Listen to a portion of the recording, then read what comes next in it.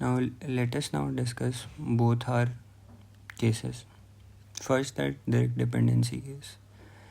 In this direct dependency case, we essentially have only two type of modules, the high level module and low level module. High level module is our checkout class. Low level module are our payment processors classes. These low level modules are for Stripe and PayPal, but they only have a function. Let us assume that this function needs to be called whenever we want to process a payment. PayPal payment processor has the same method too. The difference is just in the body of this function. Now let us look at our checkout service. This checkout service calls, let us suppose this checkout function of this checkout service class is responsible for the whole checkout process, and at last it decides upon some amount and passes this into process payment method. But here in this case, the process payment method is of this object, and this object, as we can see in the constructor, is of Stripe payment processor type. But if we think about it, what if we no longer want to use Stripe for processing payment? What if Stripe was down? What we would need to do is, even if we just want to change our payment processor, we would need to change this part of our code, this part of our code. But this checkout service was already stable, and we still ended up modifying it, even for changing the payment processor. And secondly, what if this Stripe payment processor's method signature, this parameter, change type from decimal to int? We would, for this small change also, we would need to modify our checkout service code, because there will because this would introduce some errors in our code, because here we are passing a decimal type, and if the typecasting is not properly done, this would behave unpredictably, and this will make our code, this will introduce more maintenance to our code. So in this tightly coupled direct dependency code, the problem is that even if for small changes introduced in low level modules, we would need to modify our stable code. So this is a very rigid type of architecture. This is improvable, and our second case is how we will improve it. Now let us suppose that we introduce a interface. This interface is a contract. This only has the method signature. It does not has the body.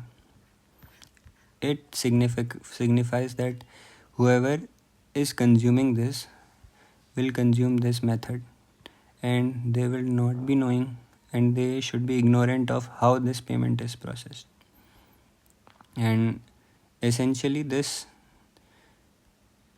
second case has three types of modules: a high level module, a low level module, multiple low level modules, and the interface.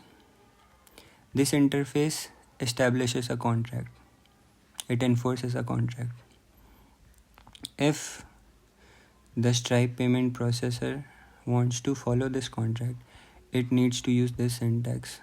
It says that this Stripe payment processor is implementing this iPayment processor, which essentially means that this will obey the contract laid by this payment processor. And if this does not obey the contract laid by this, compiler would throw errors on runtime, on compile time only. we can see that this PayPal payment processor also implements the same interface. And what implementing this interface means is that they have the same method signature, the same return type, the same name, the parameter types is same also. It's just they have different body for these methods. Now these implementations are dependent upon this contract, so that's why these arrow points towards the contract. It is, even you might think that this method was designed based on these two implementations, but these implementations are done after deciding upon this contract. And if we look at our checkout service code, this code now does not have anything related to Stripe or PayPal. It has this type of processor object, iPayment processor. And when this checkout method, if you look at this checkout method calls process payment on this type of object, and this type of object is of iPayment processor. And since both of these, Stripe payment processor class and PayPal payment processor class, implement this interface type is capable of using both the classes. Now if we look at this situation, since we are not dependent upon a single type of payment processor, our checkout service can handle both of these classes.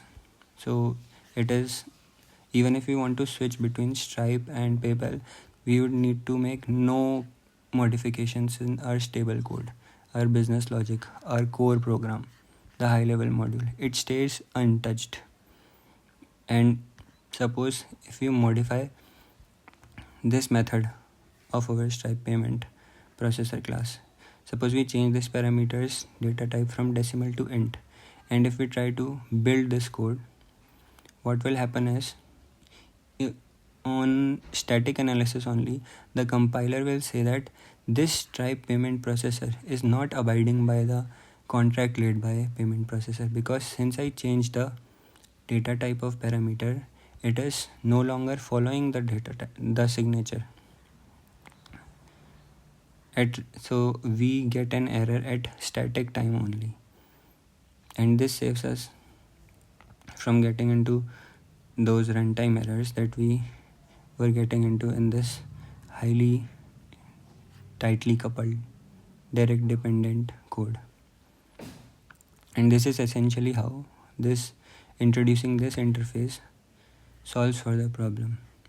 The modifications done here will always abide by the contract, and since they will always abide by the contract, this part of code using the contract does not need to know what are the implementation details. Essentially, so far we can say that checkout does not know which provider is actually being used, and that's great. But here's a question: if checkout doesn't know, then who does? Who decides whether it's Stripe or PayPal at runtime? And what if we want to swap providers dynamically based on some conditions, maybe based on customer's country or based on the availability of these providers? That's the missing piece, and that is the piece we will be looking at next. Thanks.